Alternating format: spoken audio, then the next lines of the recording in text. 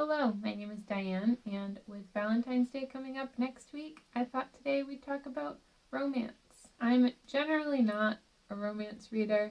I typically don't go for the cutesy romances where the whole plot of the story is two people meeting, flirting, developing a relationship, falling in love. I also definitely don't like spicy romances. It's just not for me. But that doesn't mean that I avoid romance entirely. Kind of difficult to do that anyway. People develop relationships with each other. It's a thing that happens. I just don't like when it's the point of the story. So I've picked out 10 fantasy books that have romance that aren't necessarily fantasy romances as a genre, but they do all have romantic relationships in them. Some of them are the more typical, two people meeting, eventually falling in love with each other throughout the story as other things are also happening, and some of them are a little less traditional, not exactly romantic, and they lack that typical courtship period. First book is The Winter's Curse by Marie Bukowski. This follows Kestrel, who unintentionally ends up at the slave auction, where she ends up buying a slave named Aaron. Kestrel's father is a military leader, and her people have conquered Aaron's people, taken over their land, and now use them as slaves. Aaron, it turns out, is involved in planning a revolution where his people want to take back their lands, putting Aaron and Kestrel definitely at odds. Their people are very much against one another, and for all intents and purposes, they should hate each other. However, they find that they end up bonding through their time together, developing a very complicated relationship. It's a very slow burn relationship, which is what I really like about it. You really see it develop throughout the trilogy before anything really happens between the two of them. They definitely care about one another, but they also are on opposite sides of what could eventually become a war. The next book is The Lord of the Rings as a whole. I know this is technically a trilogy, but The Lord of the Rings by J.R.R. Tolkien. This, in my opinion, is the original musical rom-com, especially if you listen to the audiobook where all of the songs that are written into the book are actually sung. There's so many subtle romances happening, relationships between characters, from the more off-page Samwise and Rosie, who definitely have feelings for one another, have a more sweet relationship, and Aragorn and Arwen, who we get to see a little more in-depth their relationship developing on page. I don't think people really think of these books as romance. It's definitely not the forefront of what's going on. It's not the majority of characters aren't developing romantic relationships, but it's definitely something that's happening as part of the story and part of this world. Next up is Six of Crows by Leigh Bardugo. This duology has a few romantic relationships that I think are all very well developed. You get to see them happening, and there are definitely other things going on.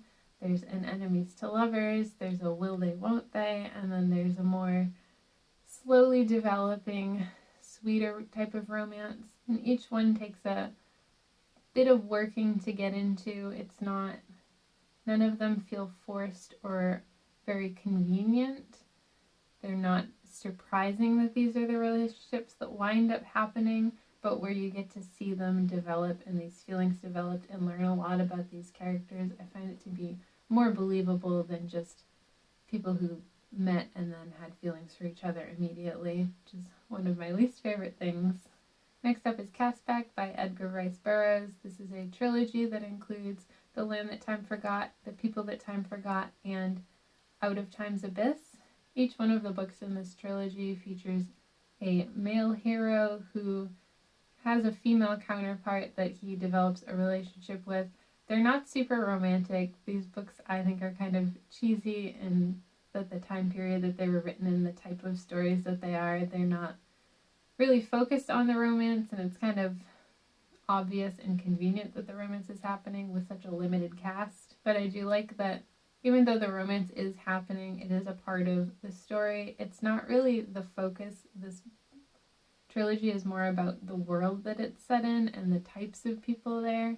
And I also really appreciate that even though It does feel a bit dated, these stories.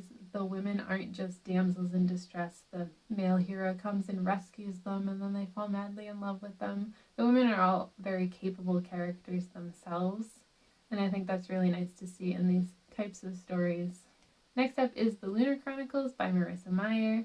This is a quartet, which each book features a different female character, and they do have a male counterpart who they fall in love with throughout the story. It's kind of predictable, but there are a lot of other things happening on. This is a sci-fi world featuring different races and also androids and cyborgs. There's a lot of other more political things happening outside of the romance. This is also young adult, which typically is very romance focused. It's at least half of the plot majority of the time. But I like that each relationship that happens is a little bit different. We do get to see it develop throughout the books featuring those characters, and also in any books that they're in following that. And while the romance is definitely very present, there's enough other things going on that it doesn't feel like the center of what's happening. Next series is The Wheel of Time by Robert Jordan. With such an expansive story and a huge cast of characters, it's kind of inevitable that a few of them are going to start forming relationships with one another. Each one of our main characters does find love with at least one other character throughout the series. A few of them get married. One of them ends up forming romantic relationships simultaneously with a few other characters. In a little bit less traditional situation, there are a few varied situations of how these characters meet each other and come to be together. With such a long series, they do have time to develop a little bit more for the most part, and it's certainly not the center of what's going on, even if it may be the main thing that that character is dealing with, going through at the time. There's certainly enough other things happening in the story that the romance doesn't feel like it's heavy-handed at all. The next book is Howl's Moving Castle by Diana Wynne Jones. This is not very romantic at all. The romance kind of just happens at the end. This follows Sophie and Howl, who wind up living together in a very unusual situation. It's a very cute, whimsical, magical story, and the relationship doesn't really come into play until the very end of the story, and it's certainly not heavy-handed at all, to the point where even the characters don't realize that they've fallen in love with each other. Next is The Memoirs of Lady Trent by Marie Brennan. In the first book, A Natural History of Dragons, we see our main character Isabella forming more a marriage of convenience with her partner Jacob. They find that they like each other well enough and they respect one another, and decide that it'll be mutually beneficial for them to get married and form a family together. They do end up having feelings for one another beyond just convenience and friendship, but I do like that their relationship wasn't super forced. It was something they both wanted, but not in a super romantic way. There is a more flirtatious romance that comes up later in the series, but it still doesn't stray too far into being a romance. Next up is Clock Tower War by T. Kingfisher. This duology features a strong attraction that eventually builds up into a relationship. I think a lot of times in stories when two people meet and have a strong attraction towards one another right off the bat, it's presented more as insta-love, where they're not just attracted to one another, they're suddenly madly in love with each other. But I like that in this duology, the characters meet and they are definitely attracted to one another, but also they don't confuse that with suddenly being in love with one another, and it's only through their time spent on their journey together, which is the main focus of the story. This is more of a quest story than a romance, just the romance is definitely present. It's not really happening in the background. We still keep the focus of what's going on to the main plot, not so much to the romance. It's definitely present and an obvious part of the story, but it takes a backseat to what's actually going on in the world, what their quest is, the dangers of what's happening around them. And the last series is A Song of Ice and Fire by George R. R. Martin. I don't think the relationships in this series are at all romantic. While there is one relationship that could arguably be said that the characters love each other, it's not a relationship I think should be happening. Outside of that, the only real love that we get to see is between Ned and Catelyn, and their relationship is already well developed by the time we meet them.